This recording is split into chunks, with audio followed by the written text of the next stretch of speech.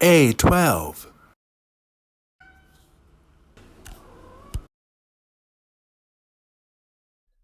Hello, hashtag Verse TV family, and welcome. I'm Aaron Mack. It's week. Well, before we even go into the week that it is, it's A12, but still, our topics this week. The first topic, and it's I'll say, adult topic, okay? It's hashtag date rape, subtitle drugged, coming from NBCSanDiego.com and at OmiPro_TV. And of course, hashtag for future husband. And this week, the card is, it's clearly not randomly selected. I just shake for no reason. Shake the deck. But when in a relationship, do you feel it's appropriate to have a best friend of the opposite sex? Why? Why not? Also, we'll go into hashtag underrated hype TVA12. And this is Kong Kailangan Mo Ako by Jono Gibbs and Jaya, circa 2001, and it's in many places on the internet, but today we pulled it from at PAOMONKEY. All right. And all this week on hashtag Burst TV 260 week A12. And the random question, we'll pull up the random question. It's going to take not a long time, but a long time. I'm kidding. It's not a long time. The random question is, and you know what? We'll just go ahead and press it. Okay, cool. Who is a character from a TV show or a book that you've always resonated with? Ooh. Huh. Um, okay. So in general, when I would watch TV shows like from childhood or whatever, I would always resonate with the one who was like the nerd or the unpopular one or whatever. And I guess I know that's kind of sad, but it is what it is. But still, yeah, like I would I'll even go way back to Muppet Babies, and I liked the smart nerd kid who had the supercomputer like calculator or whatever, which was like, I'm a genius. And I was like, I want to be like that, and that's cool. And I'm fortunate and grateful that anyway, I am grateful for my family very much, and that's a beautiful thing. Thank you, and thank you for the opportunities bestowed upon me. That is absolutely fantastic. And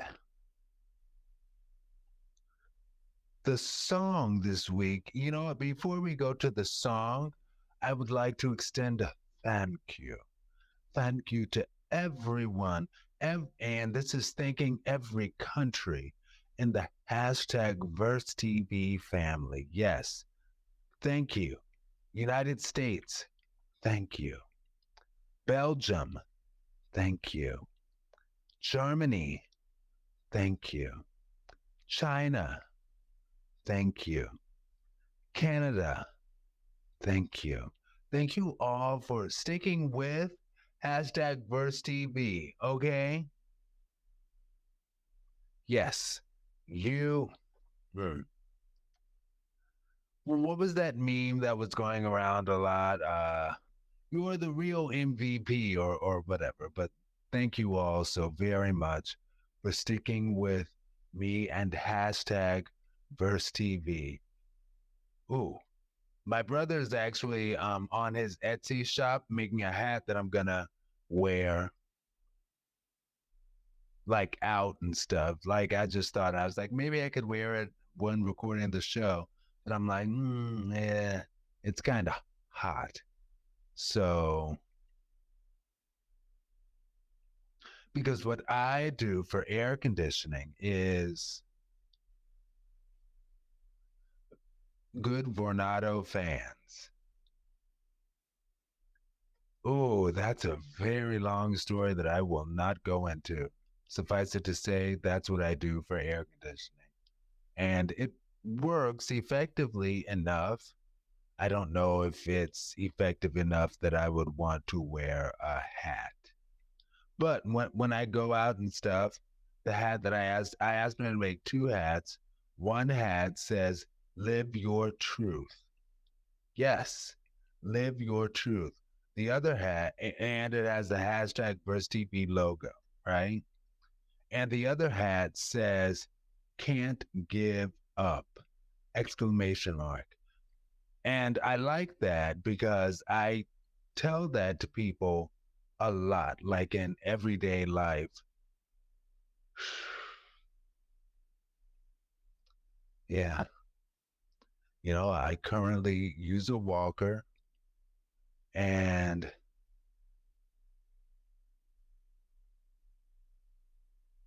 there are even social difficulties that come along with that. And that's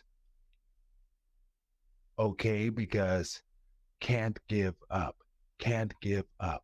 Got to keep pressing. And I'm going to the gym every single week. And I've started pushing the big heavy sled. I think that's a good thing. And yeah, can't give up, can't give up. You can't give up. I can't give up. We can't give up. Nobody can give up. We can't give up, y'all. Okay. Period. Anyway, that at the end of the sentence. I haven't said that in a minute. But yeah. So the song, oh wow. This week is none other than 2015's Keith Urban featuring Carrie Underwood. See, the C, like I started to say Katy Perry, and it's like, no, like we love her too. She's diva. But no, this is Carrie Underwood, a fellow 1983 baby. Yes, Carrie Underwood, diva. And I love that song a lot. Their song, Fighter, The Fighter, technically. And Carrie Underwood sings, well, what if I fall? And Keith Urban responds with, I'll never let you fall. What if I cry? I'll never let you cry. And if I get scared, I'll hold you tighter. When they try to get to you, baby, I'll be the fighter. I love that song. I love that song. I can't say since it was new because I think I came across this song in 2017, technically, but I remember falling in love with the song when I lived in Mount Vernon in Baltimore, the neighborhood in Baltimore when I lived in Mount Vernon. And I remember hearing that song. And I was like, oh my gosh, I love that song. And I love everything that it's talking about. And yeah.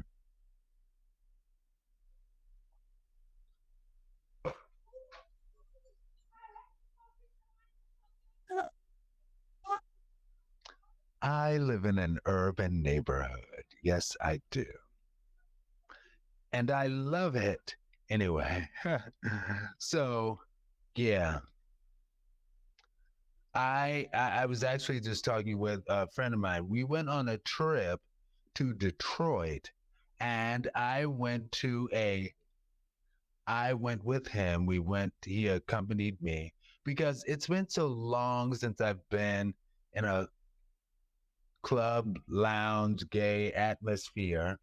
And I saw in Detroit, they actually have a handicap accessible gay club lounge thing.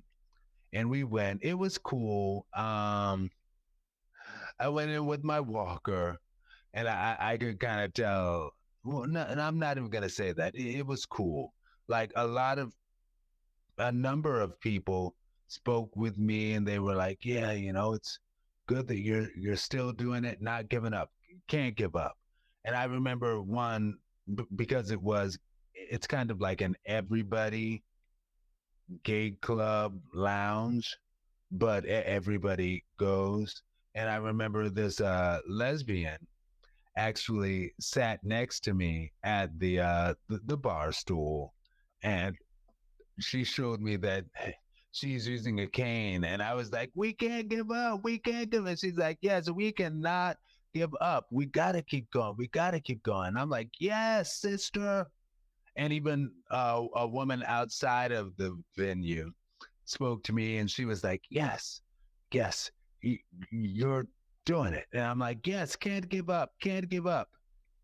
That's where that hat will come in handy. I'm gonna get it on Etsy, and you can get it too on my brother's Etsy shop, www.macteesplease.com, and that's McTeesplease.com. And I was talking with him about how I love the fact that I am a man who can enjoy the the oh yes, Stephanie Mills, the I need I need I need the comfort of a man. Yes, and I got a man, girl. Yes, I do. Okay, anyway, but yeah, I uh, I think that's a cool connection, a man with a man. I also there are also times that I was speaking with this friend of mine on this same trip about how there are also things that I'm like, yeah, that's a benefit of beauty of a heterosexual connection, but I love my homosexual connection, right? All right, love. And as far as a man being strong, I remember because almost every time that I engage with a man in a connection, part of my concern is, well, just like this song, what if I fall? What if I get scared? Oh, and if anyway, but yeah. So those are my concerns. I'll be a fighter, and I look for a man to be my fighter. Fighter of what? I don't know, but I guess I have a mental health counselor for a reason, y'all. Anyway, but yes, I asked my love, like, well, would you be able to protect me and keep me safe from all of the goonies and goblins and sidewalk urchins that are out there? And he was like, and like I said, he's 5'2", right? He's 5'2", but he is, oh man. Yes, he is. Anyway, but yes, what he said to me, and I loved and I was like, oh, he's like, where the physical might fall short in like being physically strong to protect you like that. He's like, I'll make up for it with my intelligence. He's like, because I'm really smart. And he is really smart, y'all. He's a genius. My baby is a genius. Anyway, all right.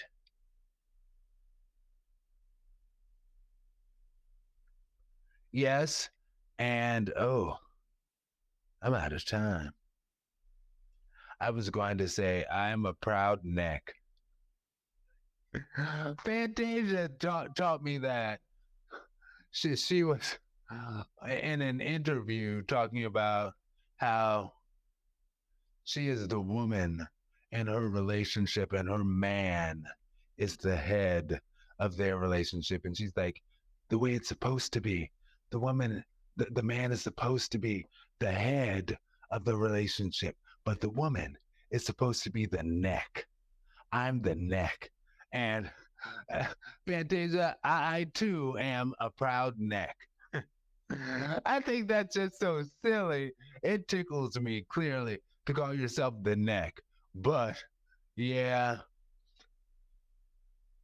yeah, I'm the neck.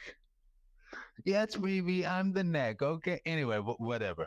Because you can't turn without the neck anyway. Because that's what she said. Anyway, okay, I'm going too far. Are we ready for topic A, y'all? It's actually a two-parter. And again, it is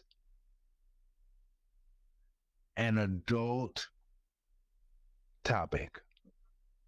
Like, this is an adult show. I'll say this is particularly an adult topic, talking about date rape. And here we go. Like in sync. Hashtag date rape, subtitled drugged, NBCSanDiego.com at omipro underscore TV, hashtag verse TV A12A. California.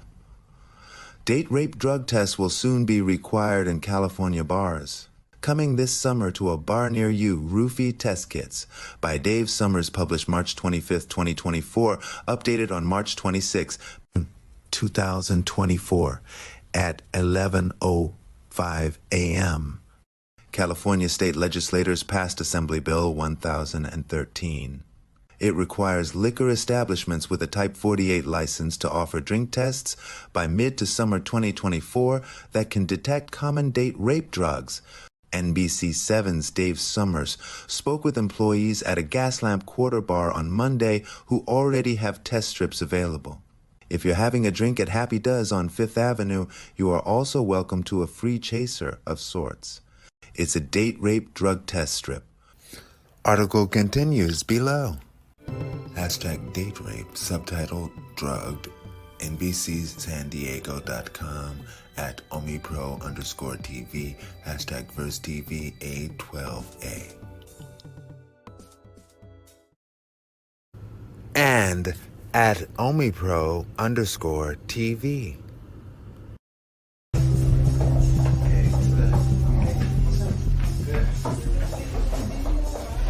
Feel free to grab a seat right there.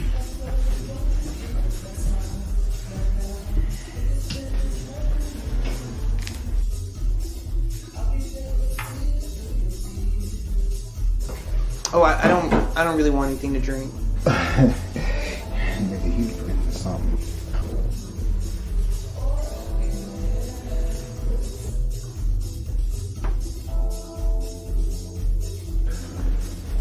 All right, and here we go. No, I said I was good. Nigga, just sip the drink and relax.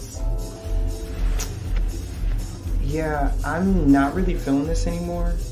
Okay, I'm sorry. Nigga, what the fuck is wrong? Yo, okay, you know what? Look. Let's chill. Let's chill. Sit, relax, and sip your drink, and let's finish what we started. So, what is it with you trying to get me Nigga, to why drink the fuck is you standing over top of me like that? trying to get me to drink this drink?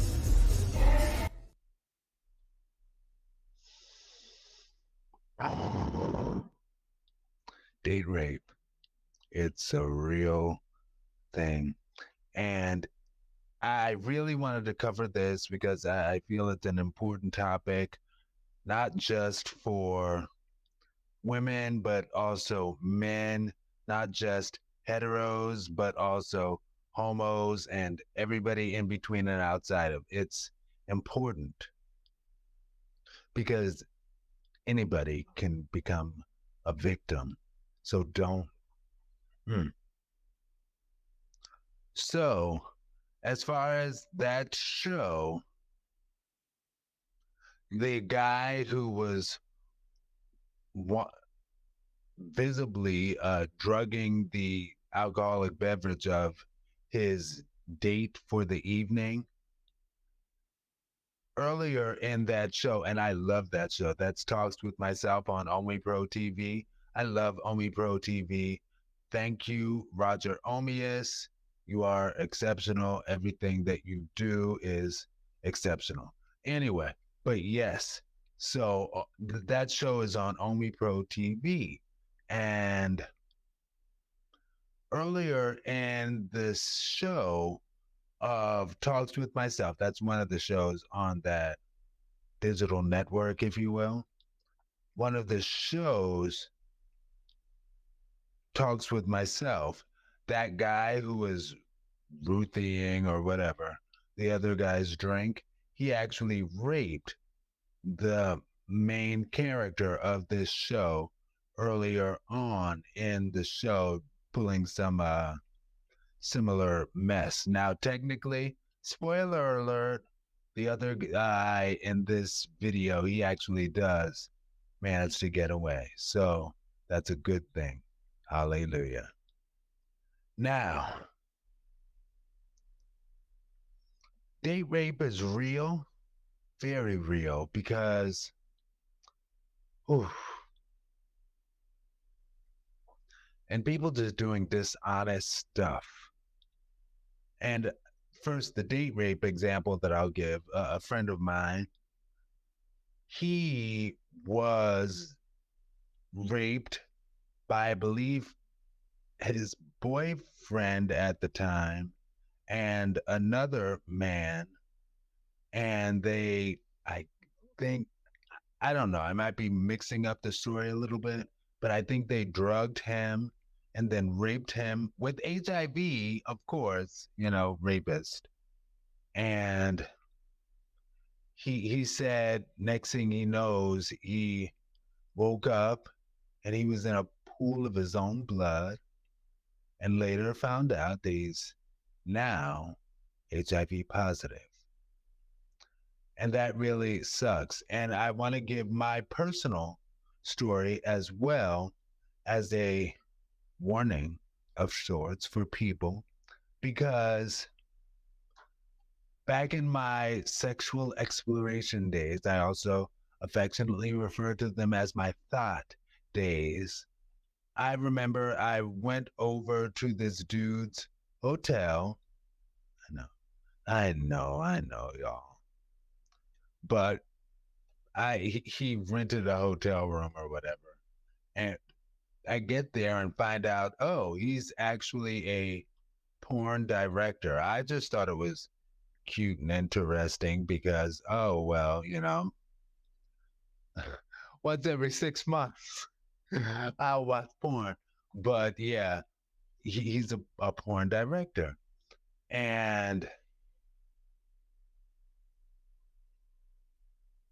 oof.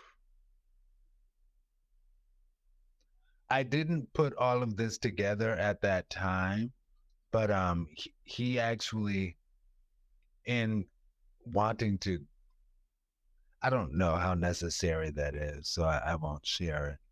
But I will share this. He said, and I, naive 20-year-old, maybe 19, maybe 21, I don't know, but about 20-year-old me, when I went over there, he was like, hey, it'd be really cool if you let me blindfold you and feed you fruit. And I was just like, well, what's the big deal? I mean, I like fruit. So there's nothing wrong with that. And I realize in retrospect that he was probably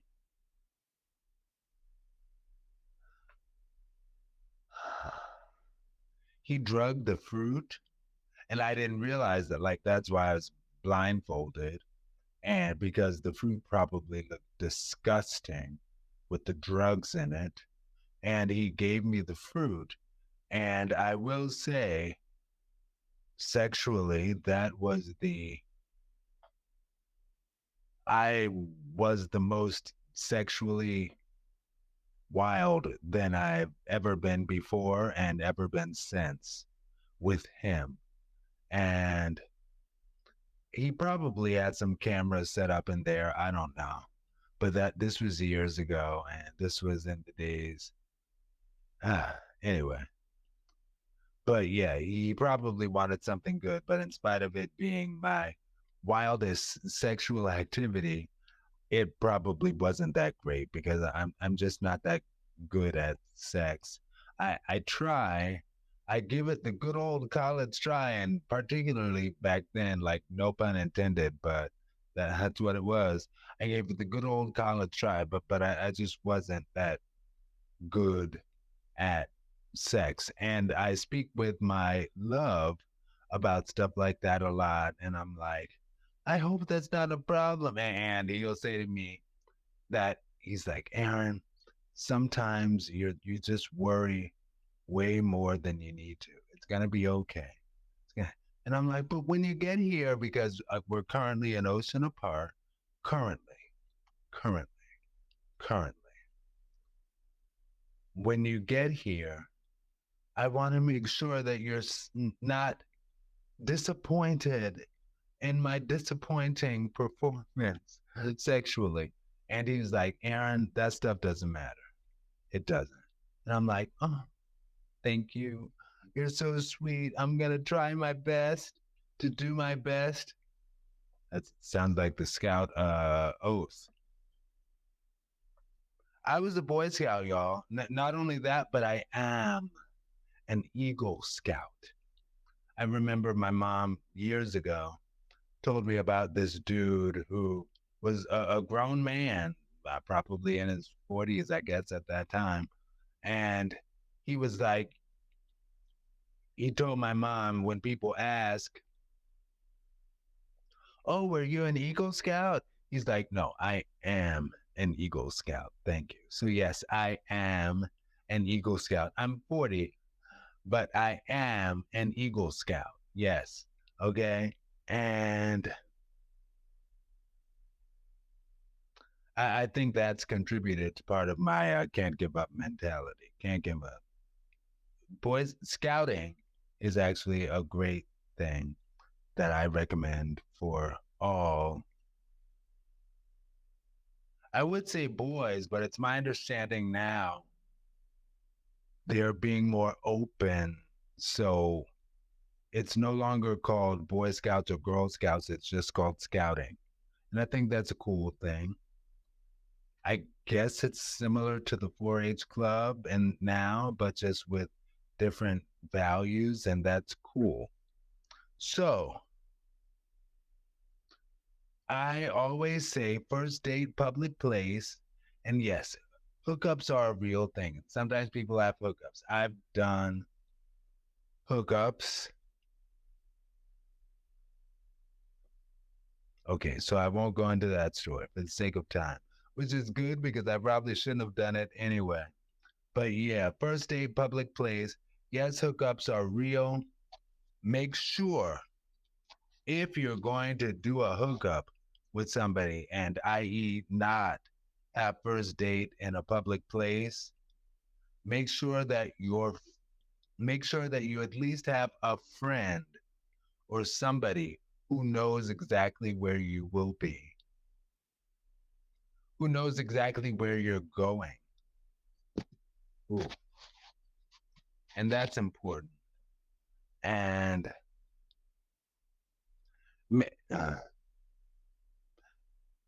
this is something worth trying.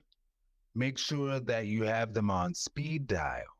So in case something goes south, like I remember this dude who wanted me to come over his house so much, his dark house, because he was like, we had a power outage, but I really want you to come over. And I was like, well, can't we maybe get some food or something? And he was like, no, I really want you to come over to my house. It's so romantic.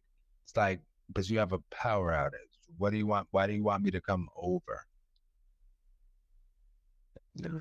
And I heard him take a call. He's like, okay, hold on a minute. I have to take a call. And he forgot to put me on hold. And I hear him talk to this other dude. And what he said on the other line, other dude or other person, whatever. He was like, yeah, no, I'm getting him to come over now. He's just being complicated and asking me to have the first date in a public place. But yeah, I'm getting him to come over now. He'll come over now. And when he came back to my phone, because it's a blessing. Thank you, God Almighty. Hallelujah. I did not go over there. He was starting to wear me down, but I was like, particularly when I heard him take that call, I was like, no, he's up to some fishy stuff. Have me come over expecting a dark house because he was like, I have everything lit by candles because it's so romantic. And I was like, why are you trying to be romantic with me on the first date? No. And I realized what it was is, oh, that way I'll come over expecting a dark house so somebody can pop out at me. All of that to say, if make sure to have try your best to have a friend or somebody on speed dial who they'll just know when you speed dial them, something is up. And that address that you sent them, something is up. And that's your most recent location. Ooh, anyway. Let's go on. Like, share, subscribe, share again, and please do not forget to click like. Thank you very much. Okay. Hashtag for future husband, heart, subtitle bestie at tonight's conversation, hashtag Verse TV A12B.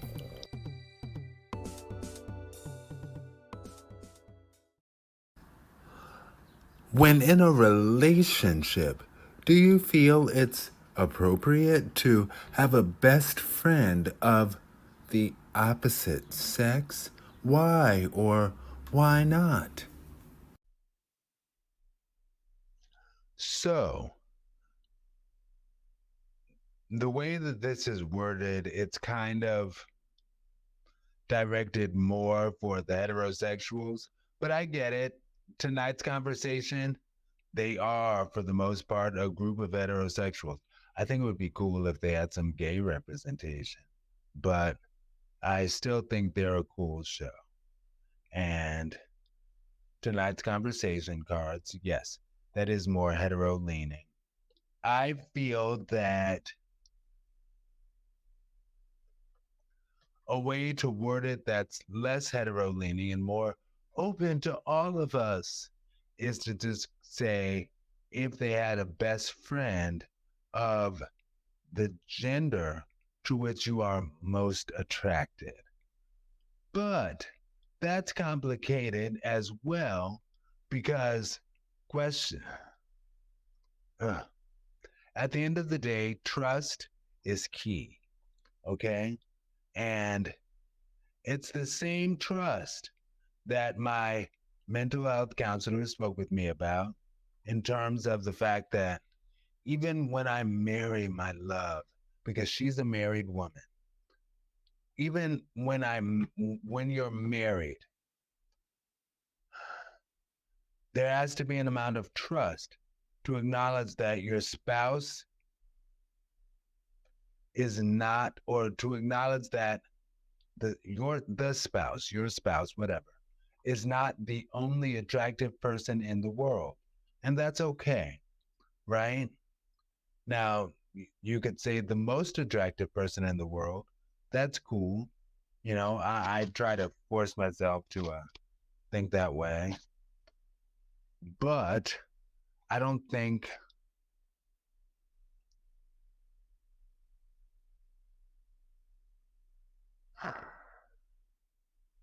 I feel like saying what I said. Like, I try to force myself to think that way. No, my baby is the most attractive man in the world. Yes, he is. To be the most beautiful. I think that's Prince, but that's a hetero song. Sorry, no, I'm kidding. I'm not hating. I'm not hating. But yes, my love is quite attractive. I am quite lucky. Blessed. No, I'm not lucky. I'm blessed. I was talking to my uncle about that because he likes telling people often how he's lucky.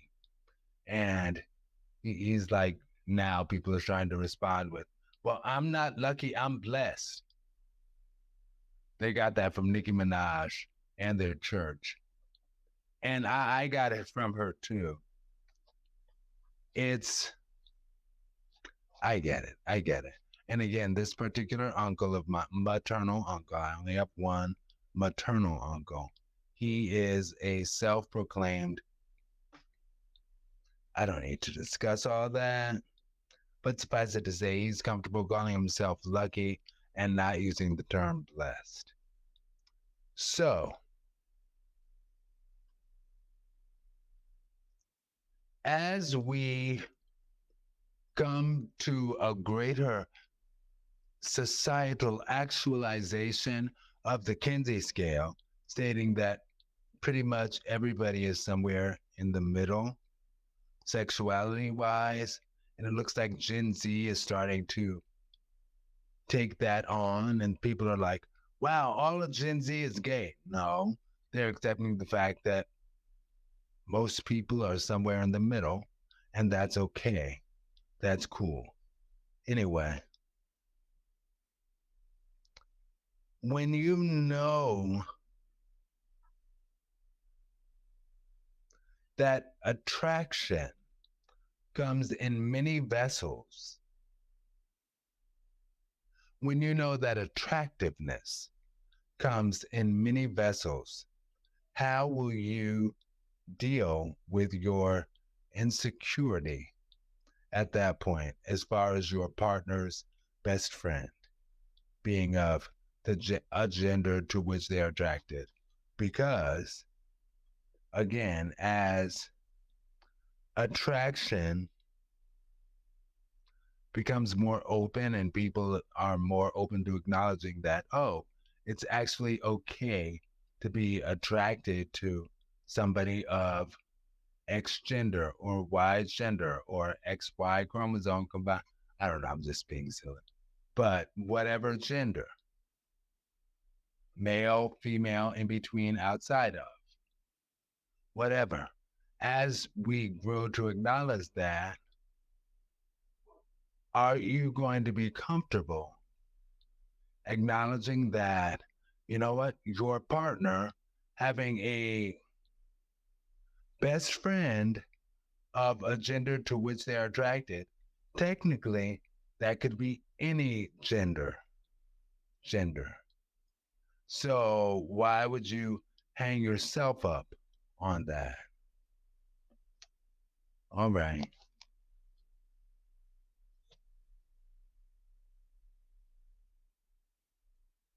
How will you manage your insecurity with your partner's friends? Trust is the key. I have a minute or two, 3 actually. Trust is key because wherever you're gonna fall on this, whomever your partner is attracted to, and be it your partners. And I think this is less relevant for the gay community because as gay people, we are men who are attracted to men, and we often have best friends who are men. It can also be women, you know, but I don't think that people should try to force it to be whatever is like, oh, well, I mean, I'll have a best friend of a woman, so you'll be able to trust that I'm not sleeping with her because I'm most attracted to men. I'm farther on this side of the Kinsey scale of attraction than I am on that side.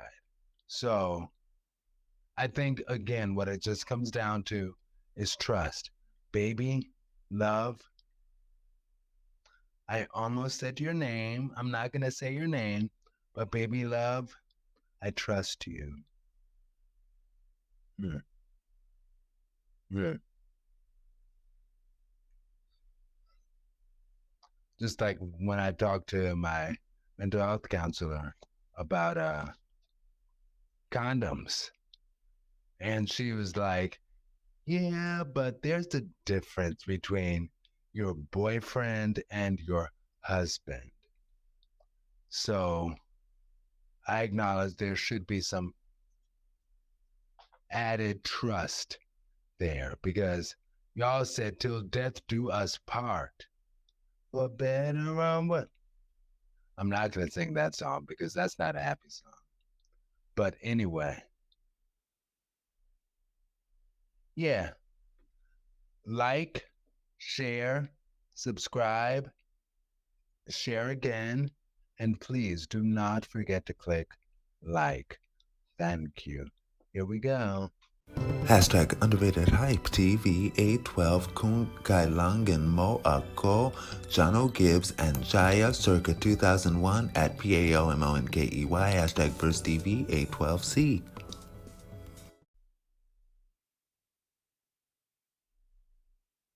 Oh, yes. I have loved Aaron. Stop it. I say that after every underrated hype TV. Understand that underrated hype TV is for songs that I love a lot. And technically, I came across that song or discovered for myself. I discovered that song for myself a few years ago and fell in love with it, the original version of that song. Then I started digging a little bit more in Jaya because Jaya is the woman.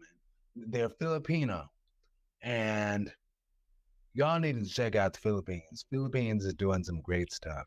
Anyway, but yeah, I then, after falling in love with the original and other music by Jaya and such, I fell in love with the live version of the song because they are both singing their butts off. Yes. And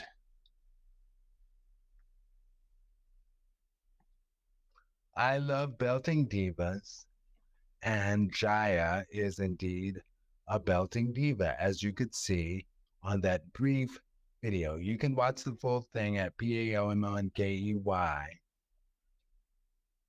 That's the song, though. And I spelled it to, I forget exactly. Kung Kailangan Mo Ako.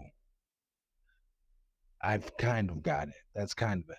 Kung Kailangan Mo Ako. That's Tagalog. Anyway, I think it's Tagalog. Again, I know they're both Filipino.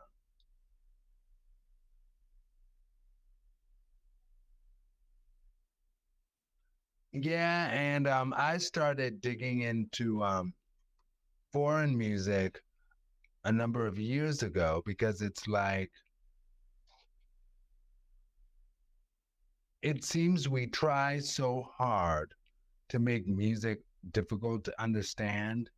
I don't want to say nowadays because I don't want to seem like that guy who does that thing. But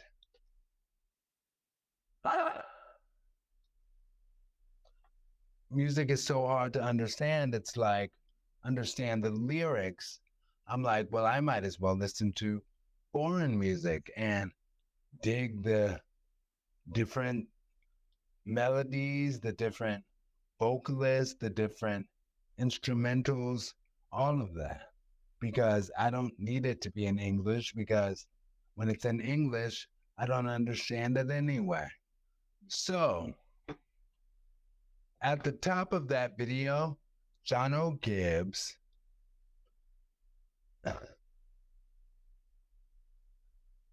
introduces Jaya as, ladies and gentlemen, please welcome this diva, the Queen of Soul, Jaya.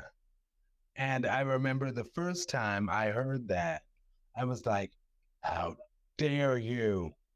How dare you disrespect the Queen Aretha Franklin? And eventually I was like, well, I guess every country can have their own Queen of Soul. But then I thought about it a little more and I'm like, that didn't sit well with me. But what did sit well with me was thinking about the fact that, yes, calling somebody else the Queen of Soul or the Princess of R&B or the Queen of Hip Hop Soul, it's just enough to get people talking. Or the King of Podcast or whatever. But yeah, it's just a way to get people talking. And I'm okay with that. That's fine. And again, she does sing her butt off. Even before the show, I was listening to her album called Silver something. And she has some excellent songs. And again, she sings her butt off. Now, I must also say, John O. Gibbs sings his butt off. And, he's a baritone bass. I love his voice. He is exceptional. And I also connect him calling her the Queen of Soul to the fact that he did introduce her as his very good friend. They're very good friends. And he called her a diva. And he has an album called The Divas and I. I love that. And it's just a full album of his duets with different Filipino.